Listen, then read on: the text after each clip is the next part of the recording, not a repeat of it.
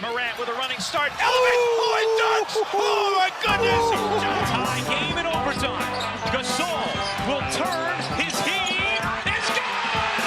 Memphis on top. 7-10 remaining. Conley now with three. Count it! A 15-point lead for Memphis. And Blake Griffin gets into it on the floor with Randolph. Hard to tell if there are any punches being thrown under there, but Griffin took acceptance. Adams going long. Morant! He hit it! John Morant, insanity! You gotta be kidding me. Welcome to Grits and Grinds, a Memphis Grizzlies podcast. Grizzlies win edition. My name is Keith Parrish. The Grizzlies had no letdown after their 51-point win. They went on the road and beat down the Atlanta Hawks despite missing Ja Morant for that game. On today's episode, I will talk about this blowout win. I will talk about some very impressive scoring stats that the Grizzlies have amassed over the past several games. Before I get there, just a reminder, if you want to support the creation of this show, do that at patreon.com/fastbreakbreakfast. If you join up over at patreon.com/fastbreakbreakfast, you get a monthly bonus episode from me. Plus, you can join the listener Slack channel. So if you want to support the show and get access to those bonus features, do that. Patreon.com/fastbreakbreakfast. So for the road game on Saturday, no Ja Morant, who had the back injury that he suffered against the Warriors. Now, the Hawks, they also didn't have Trae Young, so maybe that was a fair trade-off right there. So Scottie Pippen Jr. gets the start. Zach Edey stays in the starting lineup, and they did not miss a beat. It was essentially as if the Warriors game never stopped. They dominated the Hawks in the first half. They made a bunch of threes in the first half. The Grizzlies got off to a quick start for the second straight game. Desmond Bane, who, of course, we've been monitoring some of his struggles this season. He hit 2 early threes. The Hawks, maybe kept it within an arm's reach for like the first 6 minutes. Like Marcus Smart, he made threes off the bench when he checked in. A big storyline from this game. So Marcus Smart missed the Warriors game. He was available for the Hawks game, played very, very well in the first half, scored 9 points, but then hurt his finger. Now he's out. He's going to miss the Clippers game. I feel like we're waiting for bad news about Marcus Smart's injury to just add to the overall general bad injury news that never seems to stop. I guess I can update you now that Vince Williams Jr. had a medical update that came out late on Friday, the Friday news dump. Vince Williams Jr. is going to be out for 3 to 6 more weeks, making his ankle injury a 2 to 3 month ankle sprain, which sounds horrible. But anyways, Marcus Smart, first half of this game, checks right in off the bench, drills a three-pointer, part of this Grizzlies three-point attack that saw them score 43 points in the first quarter. The final three-pointer was this Jake LaRavia circus shot in the corner. Jaren spins wildly, bounces the ball out to Jake. Shot clock's running down. He puts up a trick shot, goes high over the backboard from the corner, goes in. That gave the Grizzlies their highest scoring first quarter of the season. The team hit 8 three-pointers in that first quarter, so you're up 16 after 1. Then in the second quarter, more of the same. I think some of the highlights were Zach Edey stopping a Jalen Johnson dunk attempt. That's one of the best dunkers in the NBA. Not many people can stop him when he has a full run up towards the goal, but Zach did. Marcus's final play was this and one where I believe it's where he actually hurt his finger. Very spectacular shot, put the Grizzlies up 21. Desmond Bane made 4 three-pointers in the first half. The half ended with back-to-back Jake LaRavia and Santi Aldama three-pointers. And at halftime, the score was 73-49. 73 points. That was their highest scoring first half of the season. Now, if you want to add that to the previous game, and I do, that makes the 6-quarter score for the Grizzlies 217 to 142.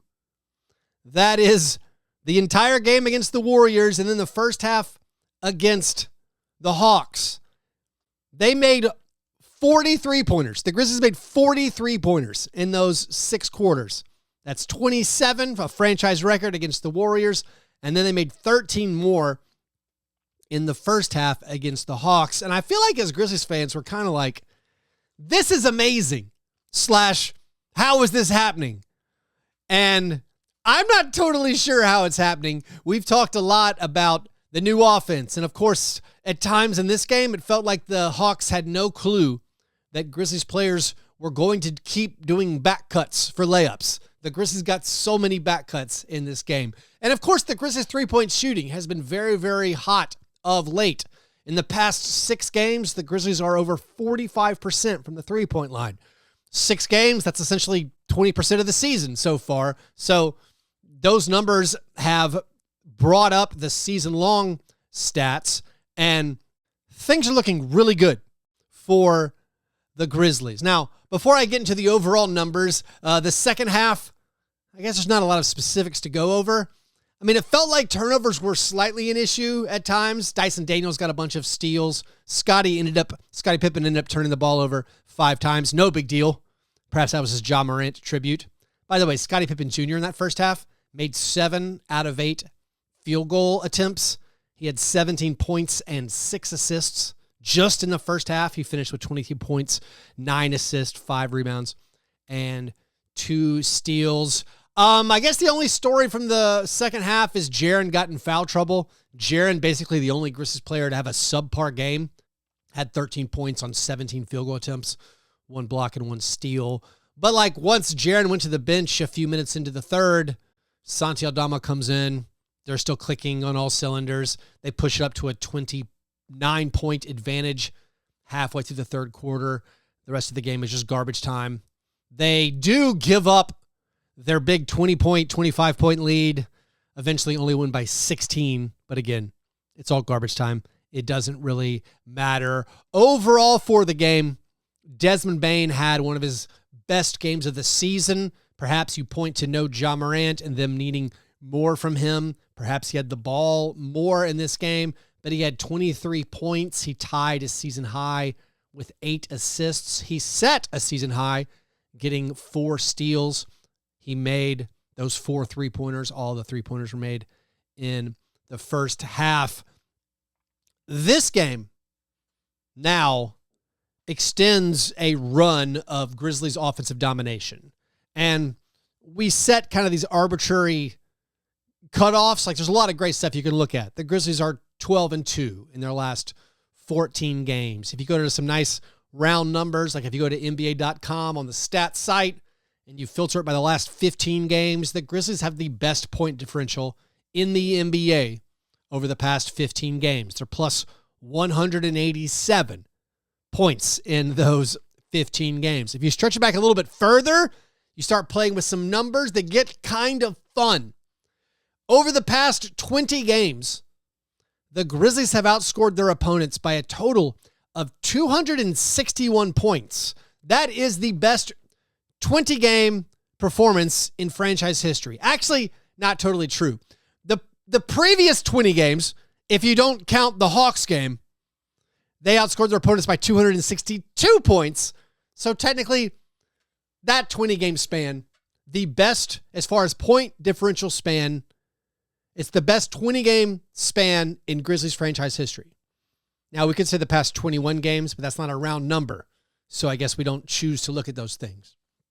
But the Grizzlies' point differential is getting out of control. Now, you had the 51-point win, of course, bringing those numbers up. You had the 45-point win, bringing those numbers up. You have a lot of blowouts against the East.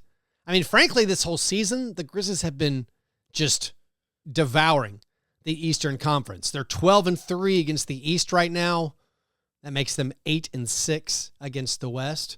But like this game against the Hawks, it's a blowout win where Ja Morant doesn't play. The Grizzlies have now actually won the last 5 times Ja Morant has set out, and most of those games are blowouts. They average winning these last 5 games without Ja Morant. They average winning by 16.2 points per game. Now, before we get into a weird, why are the Grizzlies doing better without Ja? Look at the opponents. You beat the Hawks without Trae Young. You blew them out.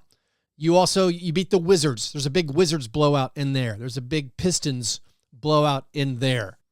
You beat the Bulls, and then you beat the Sixers. Now, that Sixers win without Ja Morant was one of the few games that the Sixers got this whole year where Embiid, Paul George, Maxey, and Jared McCain all played. So you win that one. That's an impressive win, I feel like, with no Ja Morant. But if you're keeping track, that's 5 straight wins where Ja missed, and all of those games are against the Eastern Conference. Now, part of me wonders if he sits out more frequently against teams that aren't that good.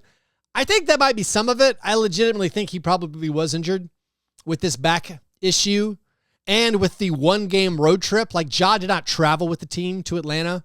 So it seemed like a good time to give Ja some rest, even if maybe he could have gutted it out and played in the game if it was like a playoff game or something. But Ja doesn't play. Scottie Pippen more than up to the task. 22 points, 9 assists in the start.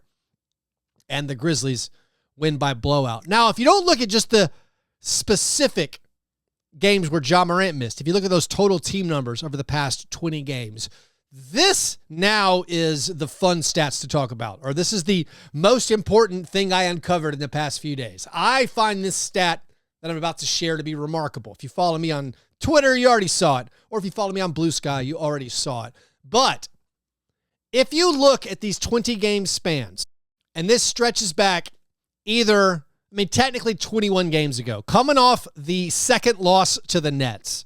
The Grizzlies then beat the Lakers by 17. The following game, they beat the Wizards by 24. The following game, they beat the Trailblazers by 45. These games are all 18, 19, 20, or 21 games ago.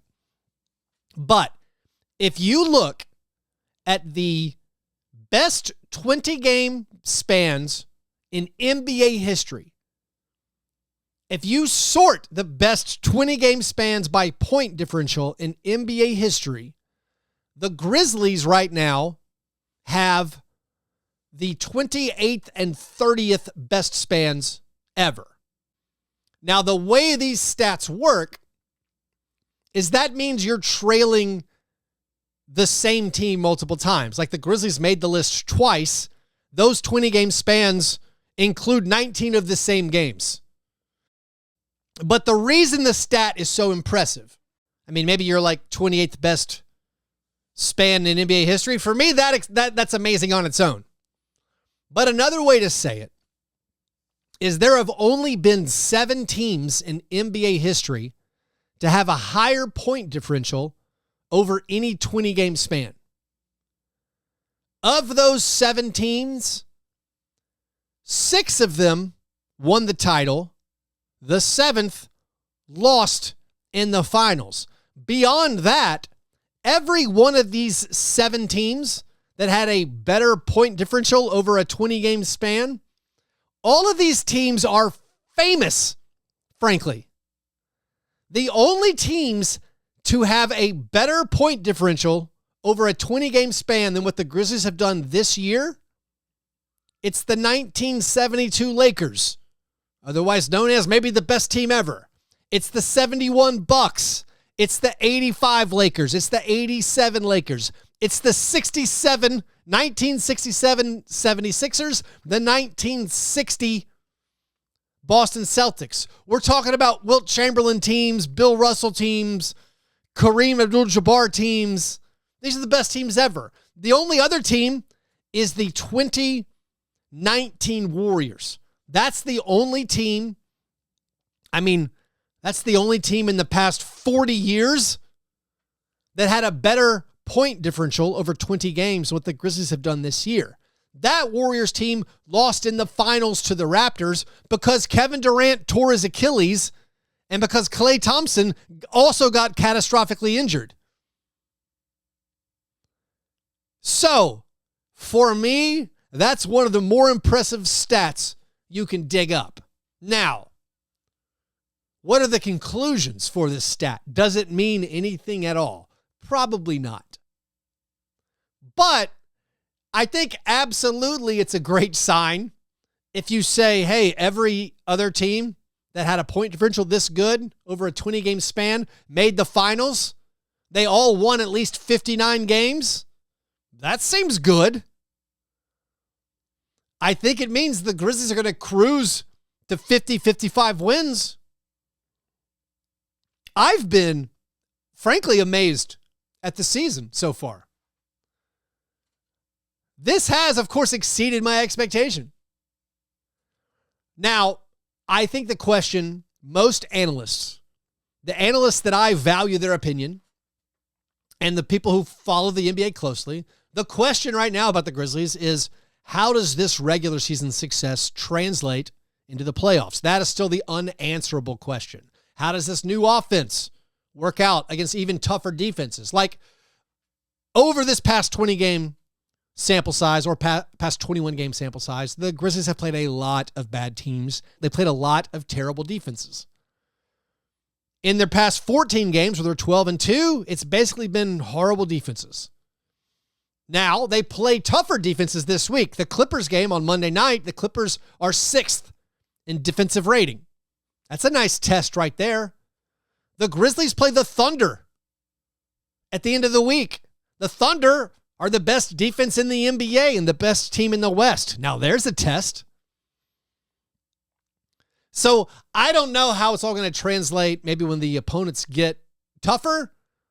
But right now, I mean, what a rush. What a fun time for watching the Grizzlies play basketball. They're now up to 123 points per game on the season.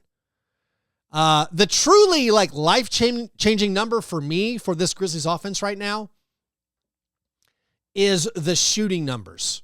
Because of this hot streak, making, a ton of threes the past 2 games, they are now up to 13.9 three-pointers made per game, which is 12th in the NBA, and they're 14th in three-point accuracy at 37%. All of those numbers are above my expectation, and frankly, they're super surprising. I think when you look at the fact that Desmond Bane is still shooting 34% from 3, Ja Morant still shooting his 31% from 3, Luke Kennard's only taken 66 three-pointers this year. But as a team, you're above average on three-pointers per game and on three-point accuracy. Frankly, again, I didn't see it coming, and I'm still surprised by it. Like how they're getting it done. You have Santi Aldama, 38% on 3 on good volume. Jalen Wells, rookie, 40% from the three-point line on good volume. Jay Huff, 41% on 4 attempts per game. I mean, Jalen Wells and Jay Huff, that's 8.5 three-pointers per game, or attempts, three-point attempts per game. Those guys making 40% of them on guys we basically didn't know about a year ago. Meanwhile, LaRavia made 4 out of 5 three-pointers against the Hawks. His second straight game going 4 for 5 from the three-point line. Like, LaRavia is making 45% of his three-pointers this year. And just for good measure, Zach Edey's 7 out of 12 from the three-point line. It's very impressive. For me, that's the best-case scenario. With that three-point shooting being above average, and then when you combine it with the paint scoring, the really good finishing at the rim numbers, you paint a picture of a team whose effective field goal percentage, I would say also, has exceeded my wildest dreams. Right now, the Grizzlies are 4th in the NBA in effective field goal percentage and true shooting percentage. If you look at the 1-year turnaround, yeah, of course it's massive. By the way, this is the greatest turnaround in NBA history. That might be statistically true in some measures. I can't get there just because of the specifics of the circumstance. Like, of course, no one played for the Grizzlies last year. Who cares if they were 29th in effective field goal percentage and true shooting percentage? But the true turnaround, or the remarkable numbers to me, is comparing it to the 2023 season and the 2022 season. Back-to-back seasons where the Grizzlies finished 2nd in the West. In 2023, remember, they were 21st in effective field goal percentage and 25th in true shooting percentage because they were bad at shooting free throws. True shooting percentage takes into account free throw percentage. In 2022, the 56-win season, 23rd in effective field goal percentage, 24th in true shooting percentage. So for the Grizzlies to be 4th in both of those categories, extremely impressive. To outscore your opponents by over 260 points over a 20-game span, even when you lose 5 times in that 20-game span, it's outrageous. And also a lot of fun.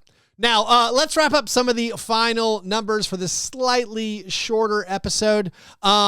Jake LaRavia making 4 out of 5 threes.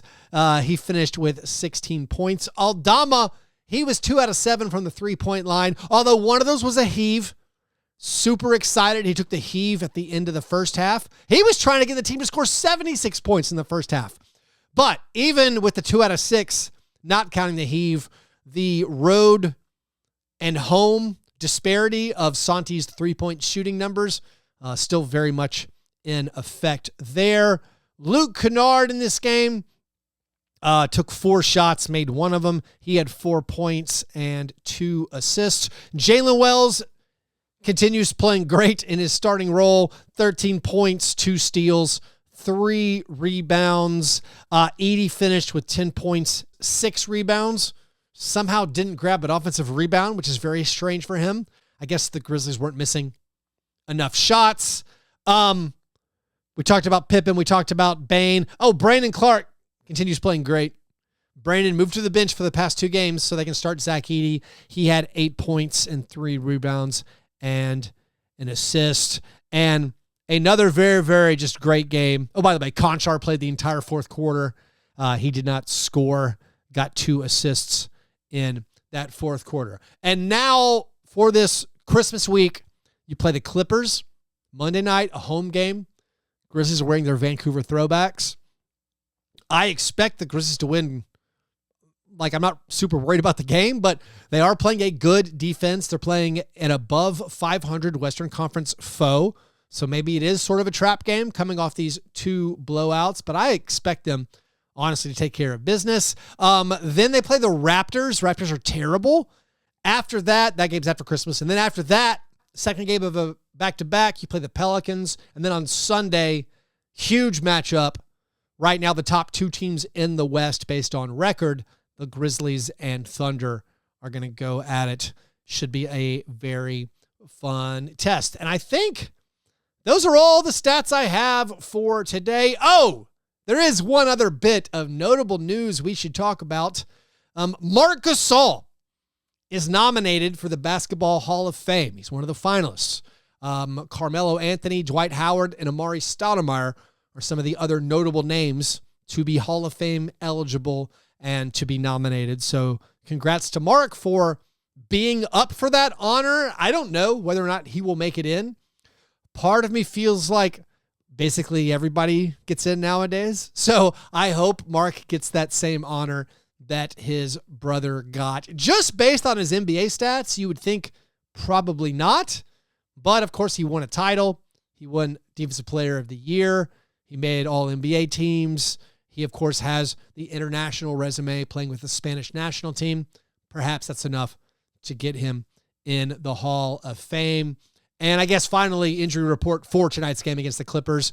No Marcus Smart with the finger injury. Jay Huff is going to miss the game. Again, he missed the Hawks game. He has a sprained ankle. And Desmond Bane, a late addition to the injury report with illness. So something to monitor. But anyways, thanks everybody for listening. As far as show schedule for the rest of the week, with it being Christmas, I don't think I'll have another episode. I might have one on Friday. Actually, reasonable chance there's a show coming out on Friday, but there won't be one before that. Also, there will be a bonus episode likely coming out later this week over at patreon.com/fastbreakbreakfast. So if you want that, please go sign up, patreon.com/fastbreakbreakfast. Thanks to everyone who's already signed up over there. All right. Hope you guys have a great day. I'll talk to you soon. Go Grizz.